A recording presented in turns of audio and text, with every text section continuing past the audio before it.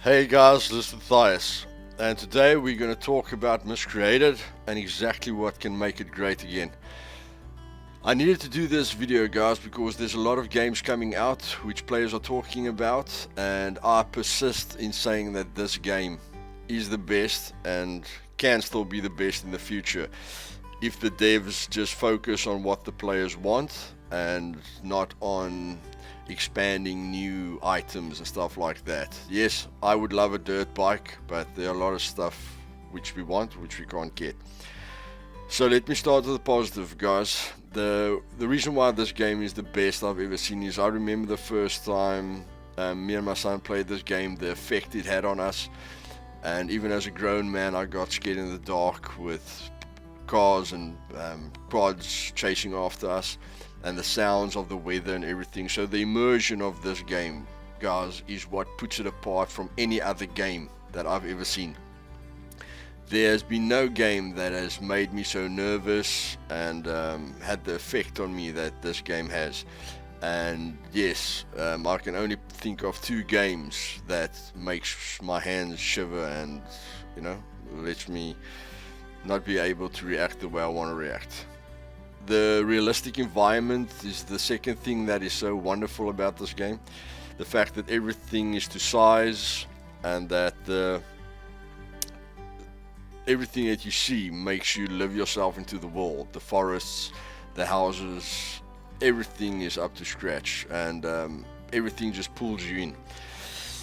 Everything is on scale, which is another major thing for me. I've played other games where the tables weren't the right size, the rooms weren't the right size, so everything has got the space it needs. And like I said, it's a wide open world to explore, so I just love exploring this world and seeing all there is to see. And that's why PvP isn't my main focus. I want to show new players exactly how wonderful this map is and how big it is and everything that you can experience. The PvP aspect of it is very realistic. It's probably where most good players can tell you on their videos, that they are getting heart palpitations and their hands, are shivering. Basically, the hard work that the developers have done, is fantastic, and it gets broken by things like this. Floating bases and stuff like that, but we'll get to that later. First of all, I want to commend the developers for all the hard work they've done to this game. First time I saw the thumbnail for the game, or the picture for the game, I thought it was just going to be another low budget, and it turned out to be the best game me and my friends have ever experienced. The character models are great. As you can see, I'm a green beret, and while I'm running around, it makes me feel like a green beret. Yeah, I'm just showing the falling mechanics and thinking about climbing. Now, the role-playing aspects are awesome as well. The different things you can do, handcuffing people, duct taping people, it's absolutely fantastic what you can do with this game. And then the idea of mutants are great. I mean, there's a lot of zombie games out there, but I think you can get very creative with mutants. What they can do to you, the fact that you can mutate animals and various creatures in the world, and what kind of mutants you can bring into the game. Crafting system is easy to understand, and the materials available is good for what you want to build. Okay, so the more basic it is, the easier it is to get the materials. The more extravagant it is, the difficult it is. Like a pipe bomb, you don't get a lot of pipes in the world. And then of course the world sounds are fantastic and brings everything to life, and I think that's what pulls me into this game so much. The weather and the sounds and the ambience of this game is really one of its biggest features, and I feel that's what puts this game apart from any other game. Hayward Valley is an awesome location for PvP. We love the game and really appreciate what the developers have done, and we want to help them make this game great, as we feel it can be. And I'm sure all the players knows, what this game can be in the end. Now, to start with the things that we want and which I have heard and feel is wrong with the game, the floating bases must be their first priority. Changing the building mechanics or adding grappling hooks that you can use like a ladder to make it useless for people to use that exploit is a must. Like I say, immersion is this game's biggest feature. So any floating base that you walk into, like I've just showed you, breaks all immersion that you have experienced. Then of course, damaging a base or walls must not be confined to melee weapons. For example, a pipe bomb should be able to blast the wall away and damage others, okay, to make it realistic again. Molotovs should burn walls slowly like it does to a character, okay, so if you throw a Molotov there, it must be able to burn a few walls and have the spread that it usually has. And then vehicles should be able to damage walls as well, but damaging the vehicle depending on what the vehicle is. So if you run into a wall, you know, with a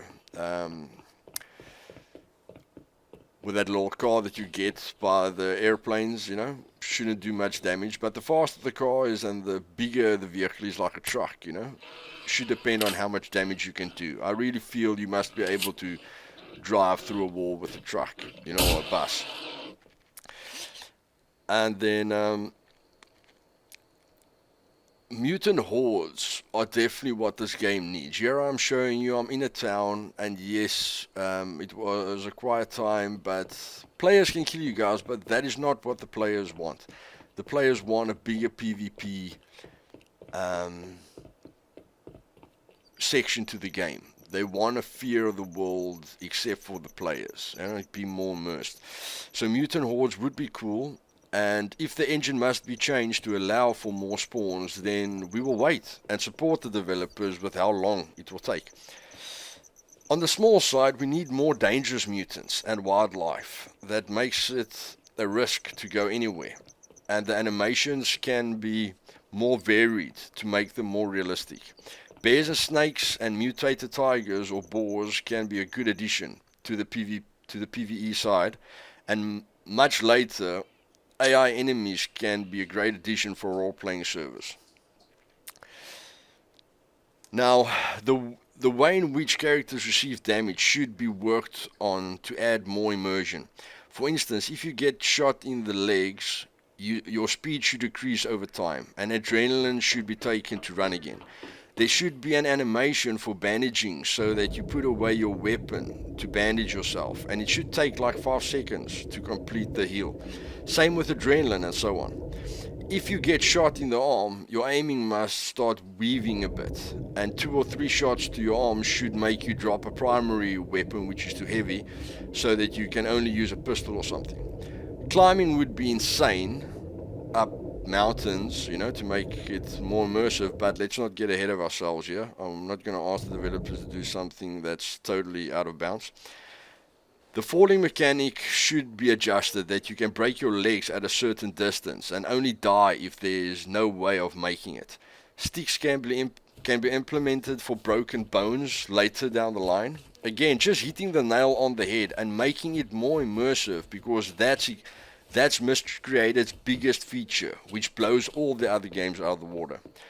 Repairing gear would be a cool feature, and more items can be added to the world to repair them. A hatchet should last way longer, and a vest should take more shots with the durability aspect.